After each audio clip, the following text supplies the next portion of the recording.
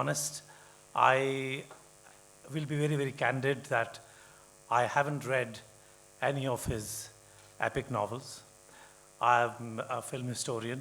I write some poems in Hindi, but I insisted that am I really the person to talk about the novels that he has written and those that have been turned into films. So first of all, I would like to thank Nandaji and Dr. Girish Bhattji, your enlightening talk, and of course, Ganeshji, and Amish Tripathi who's just joined, and whom I've just said hello, and Gohareji, of course, and S.L.Bhyrappa ji. It's like meeting a legendary person. It's a experience. It's a rare honor. I have seen a few films which are based on Bhyrappaji's novel, and mostly I would like to start by saying that the 70s and the 80s, or say by the late 60s, Indian cinema took a new turn because of the fatigue that commercial cinema had come to. There was a new kind of movement which, of course, began simultaneously in Hindi cinema with, ironically, with a Bengali filmmaker, Mrinal Sen, who made Bhuvan Shom. And then it was, in Hindi, there were so many filmmakers like Shyam Benegal, Govind Nahani. But one striking movement of Indian cinema sprung from Kannada, from Karnataka. And the filmmakers like B.V. Karanth, Girish Karnad, and Girish Kasaravalli. So they started their films by making their first films with Bhyrappaji's novel. And the first one, which has been referred to, was Vamsavriksha, made in 1972. And Dr. Ganeshji spoke so powerfully about Vamsavriksha as a novel. So that was the seminal film of that particular era in the 60s, in the early 70s, that we saw in that time. There was another film by Girish Karnad called Taballiyu Ninade Magane, again referred here by the scholars, and the Hindi version of which was Godhuli. That was another film, and then Girish Kasaravalli also made one major film and one legendary TV serial, that's right, which was on Grihbhanga. Yeah, Nai Naruli was also a very powerful film, and I would be very honest in telling that all these filmmakers like Girish Karnad, B.V. Karanth, and Girish Kasaravalli, they, on an ideological term, they have differed with Bhyrappaji. But the fact that they could not avoid taking his novels into films shows the tremendous impact on society of S.L. Bhyrappaji's works. And Girish Kasaravalli has, I just called him today, and he said that his work is so profound and so strong that none of our generations and the future generations can ignore S.L. Bhyrappa's novels. So I don't want to take much of your time, but I'm very, very overwhelmed, and I thank Nandaji for me to see S.L. Bhyrappa and all these people here. Thank you very much.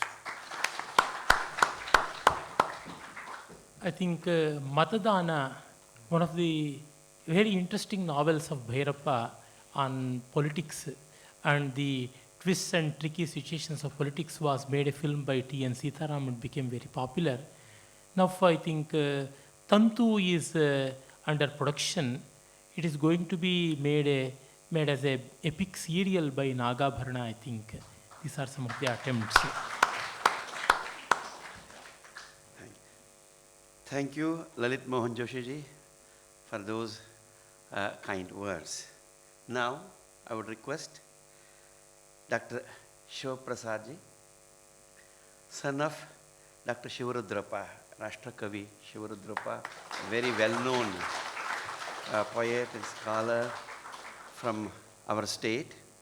And Shivaprasadji himself is a very good writer, has composed poems both in Kannada as well as in English. To kindly come and speak on Tabbaliyu Ninade Magane. Please come.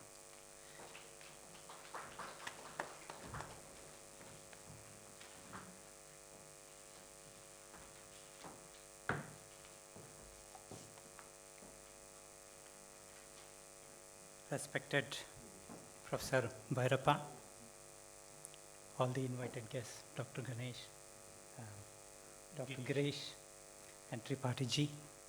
I would like to thank Dr. Kamala Chandrasekhar and Dr. Nandakumar for giving me an opportunity to express my thoughts on Dr. Bhyrappa's work. I would like to revisit the novel Tabbaliyu Ninade Magane, which loosely translates as "You have been orphaned, my son." It was written 50 years ago. First publication was in 1968, and this book has seen translation into Hindi and 7 reprints further. The novel has been made into a movie, as we just heard, and this movie was directed by Girish Karnad and B.V. Karant. I would fondly remember Girish Karnad was a director of Nehru Center in the past, and I fondly remember meeting him, having dinner here with him.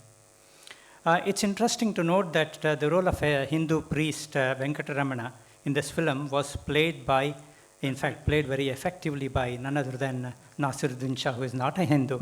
It only goes to show that art and artists transcend all boundaries. And just like the way Dr. Bhyrappa's theme novel transcends all across the Indian culture. There are two main reasons why I would like to revisit this book. First of all, the story deals with a young man, Kalinga, who goes to America, gets his postgraduate degree, and then he returns back to India with his white wife, Hilda. He comes back to make a big difference in Indian agriculture. He is a young man with lots of ideas. He wants to make an agricultural revolution in India. So it's easy for an NRI like me and you to relate to Kalinga's emotions and also empathize with his views. And the second reason why I chose to revisit this book is it clashes between the ethos of the East and the West. It also deals with the beliefs and the socio-cultural values of two religions, mainly the Hindus and the Christianity. To some extent, I can say, having lived in England for more than 2 decades, I know fairly closely. This novel could be divided into two distinct halves.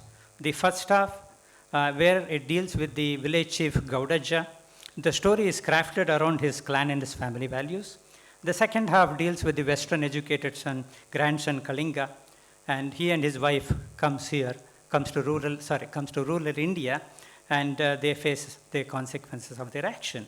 The setting is in rural India.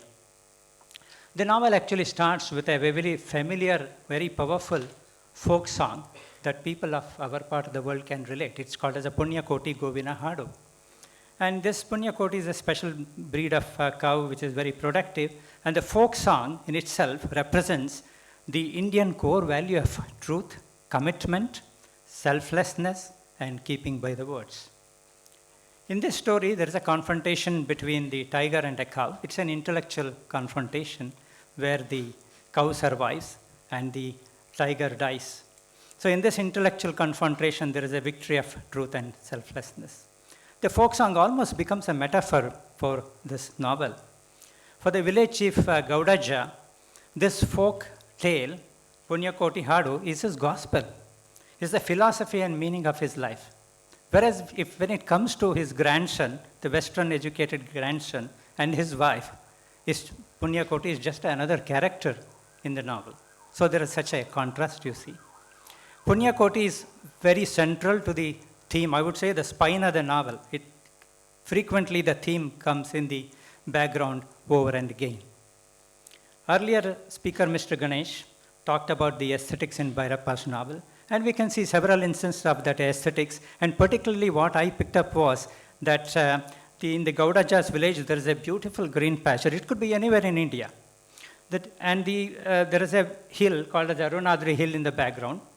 And the Gaudaja's son Krishna is playing a flute with the crossed legs. And it reminds me immediately of the classical Indian painting of Sri Krishna with all the cow herds in front of him, in front of the Yamuna river. The cows are mesmerized.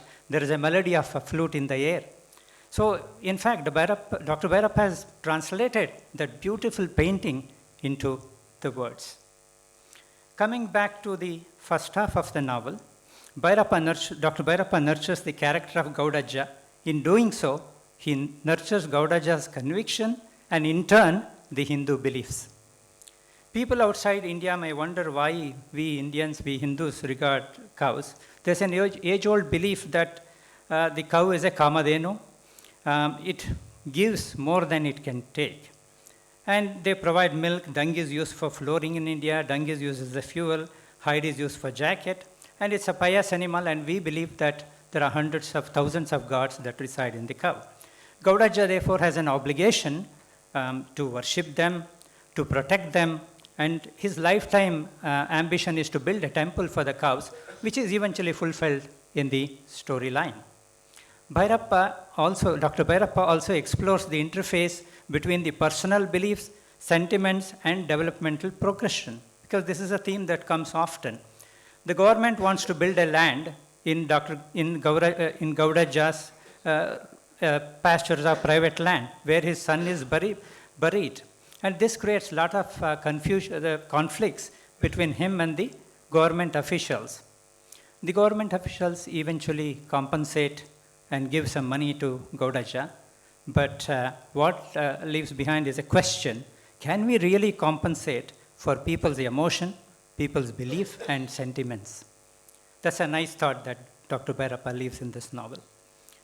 Dr. Bhyrappa also brings about generation gap and disillusionment that Gaudaja has towards his grandson. If we look closely, these social issues, even after 50 years, are very relevant to us, and to this extent, the novel has stood the test of time.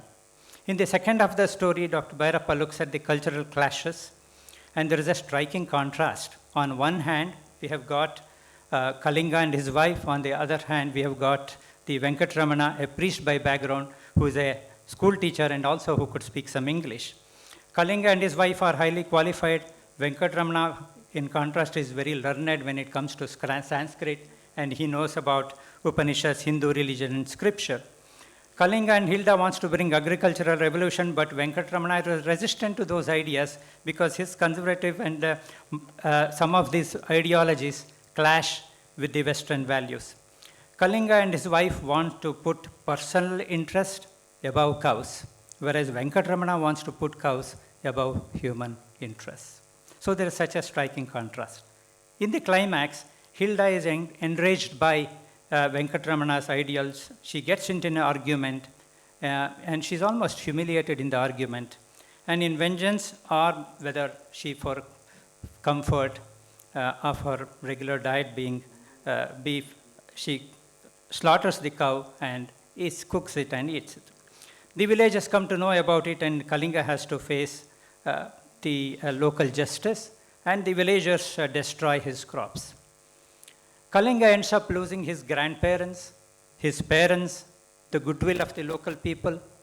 Kalinga loses his Punyakoti herds that Hilda has sold to the slaughterhouse in Mumbai, and he can't find it. Even his dear wife, Hilda, thinks of packing up and going back to America. And this would leave Kalinga very isolated. And at this point, the readers get the grasp of the title, Tabballiyo Neenade Magane. The novel, some people say, ends abruptly. In fact, Shifali Vaidya, in an interview with Dr. Bhyrappa, has asked that, and Dr. Bhyrappa himself has sort of agreed that, yes, some of his novels do end abruptly. In this novel, there is no indication as to what happens to Hilda. Does she really pack up and go to America in the storyline? Or if they live happily ever after in their farm, and what happened we don't get. And it is sort of a open-ended story.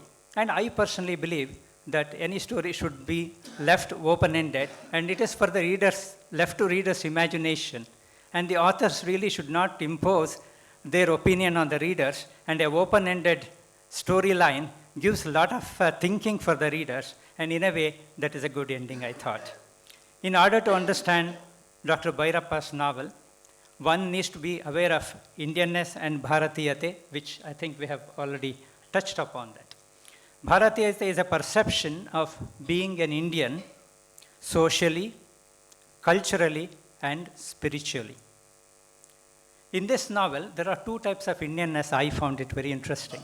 There is one kind of an Indianness confined to Hindu religion of dharma, karma, Veda, Shastra, Purana, that is upheld by the priest Venkataramana. There is also another Indianness which is much simplistic, made up of beliefs, sentiments, and the socio-cultural values passed on through the oral traditions of folk traditions, which is upheld by the Gaudacha. I am not touching upon the muteness of the Tayava, which Dr. Ganesh has already alluded to it. Finally, ladies and gentlemen, any successful novel should address relevant social issues. It should deal with basic human emotions of happiness, anger, of despair and hope. It should deal with interpersonal relationship of love and hate. Narration should be crisp and should have aesthetic value. It should give the reader a feel for local landscape, local culture, and the time frame in which the story was constructed. The book, Tabbaliyoni Inade Magane, I believe, fits all these criteria and is a worthwhile read even after 50 years that it has been penned down. Thank you so much. It is very difficult to talk on Professor Bhyrappa's novel in a short time. I think I have done the justice to it. Thank you.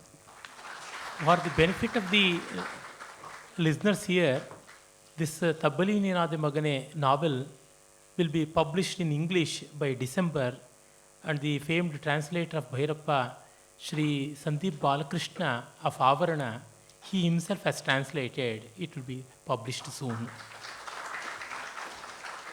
In 2 minutes' time, this session of the program will come to an end, and afterwards all are requested to come down where tea and snacks will be served. And now, finally, I would request Shri Chandranna of Harihara. Today, as soon as we came in to organize things, he wanted to read a poem he has composed in Kannada on the works of Bhyrappaji. So, Shri Chandranna.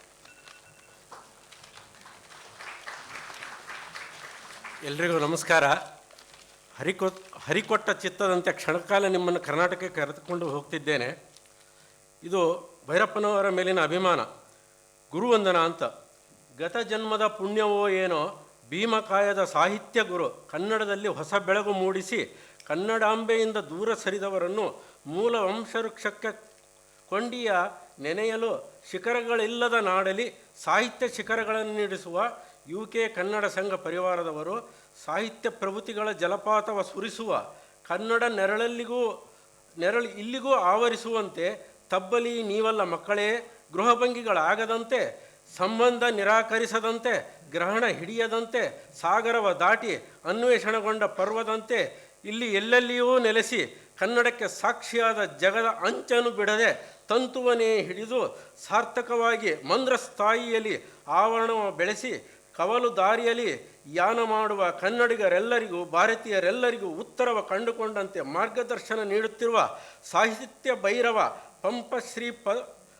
Padmashri Pampa Nrupatunga ಸಾಹಿತ್ಯ academy Saraswati Samman ಮುಂತಾದ ಪ್ರಶಸ್ತಿ ಸಾಹಿತ್ಯ ಸರದಾರ ಸಂತ ಶಿವೇರ ಲಿಂಗಣ್ಣಯ್ಯ ಭೈರಪ್ಪ ಗುರುಗಳೇ, ಕನ್ನಡಾಸಕ್ತರೆಲ್ಲರ ಹೃತ್ಪೂರ್ವಕ ವಂದನೆ. ಹಾಗೆಯೇ ಇನ್ನೊಂದು ಶಿಖರವಾದಂಥ ನಮ್ಮ ಗಣೇಶ್ಜಿಯವರ ಬಗ್ಗೆ ಎರಡೇ ಅಕ್ಷರ. ಸಕಲ ವಿಷಯಗಳ ಜ್ಞಾನಿ, ಶತಾವಧಾನಿ, ಶಾಸ್ತ್ರ ಸಮಾಜ ಜ್ಞಾನ ಮೂಲಗಳೆಲ್ಲದರ ಸುಜ್ಞಾನಿ, ಸರಸ್ವತೀ ಸುತ ಮೃದು ಮಾತಿನ ಕೋಲಾರದ ಗಣಿ, ಪುರಾಣ ಪುಣ್ಯ ಕಥೆಗಳ ಖನಿ, ಪುಟವಿಟ್ಟಷ್ಟು ಹೊಳೆಯುವ ಹೊಮ್ಮುವ ಮಾತು ಹೊಸೆಯುವ ಗಿಣಿ, ಕನ್ನಡ ಜ್ಞಾನ ಶಿಖರಕ್ಕೆ ವಾರುಣಿ, 100 ಲಕ್ಷವನಿಟ್ಟು 3 ಮಾತಲಿ ಹೇಳುವ ವಾಣಿ, ನಡೆದಾಡುವ ಜ್ಞಾನಗುರು ಆರ್ ಗಣೇಶ್ ಜಿ, ಮಾತನಾಡಿದರೆ ನುಡಿಯುವ ಮಂತ್ರ, ಸಾಹಿತ್ಯ ಸಮಿತಿಯ ತಂತ್ರ, ವೈಜ್ಞಾನಿಕವಾಗಿ ಸಮೀಕರಿಸುವ ರೀತಿ, ಗಣನಾಯಕರಾದ ಗಣೇಶರಲ್ಲದೆ ಇನ್ನಾರು ತಿಳಿಸುವರು. ಜ್ಞಾನದೀವಿಕೆಗೆ ವಂದನೆ, ಅಭಿನಂದನೆ.